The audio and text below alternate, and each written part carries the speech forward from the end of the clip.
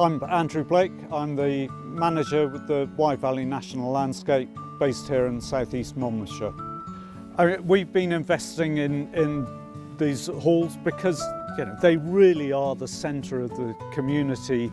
They're running everything from the community council through nurseries and kindergartens, yoga, Pilates, scouts, brownies, So they're really, really valuable places for the local communities, which maybe have lost their shop, their pub, their school. So that's why we want to make them remain vibrant and fit for the 21st century, energy efficient, conserving, decarbonised.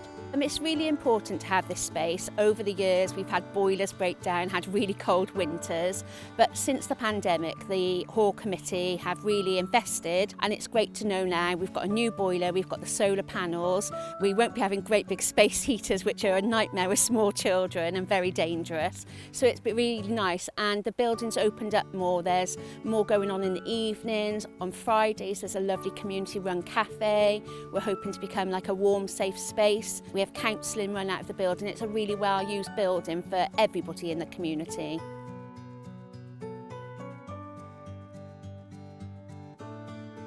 We were really using the Sustainable Landscape, Sustainable Places grant to support these community facilities, partly to decarbonise them, to make them more efficient, but also just to make them better, more usable for the local communities and the people visiting the area as well as living here. We put the application in. The application wasn't anything scary, and it came through pretty quickly. So definitely wouldn't be a blocker to getting this sort of thing done. I really feel that since Andrew joined the committee, he really had the foresight to think about how we could bring the carbon down to zero of the village hall and make it a more productive place. So he talked about a grant for solar panels, and I think we all thought, oh yeah, here's someone else going to apply for a grant for something. But Andrew did really well. He really fought hard. He filled out the application, and we are all volunteers on the management committee, but he took his time out and he saw the project through.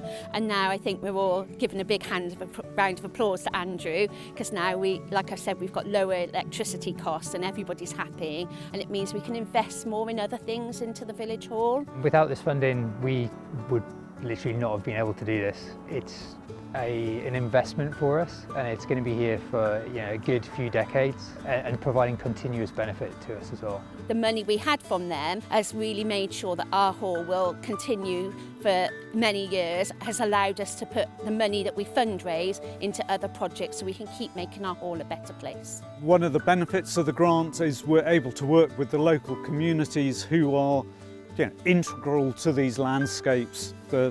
The farmers, the people who live and work here, they are as much a part of the landscape as the trees and the rivers and the hills. And that is what a landscape is. It's how it's made by the people as well as the natural topography.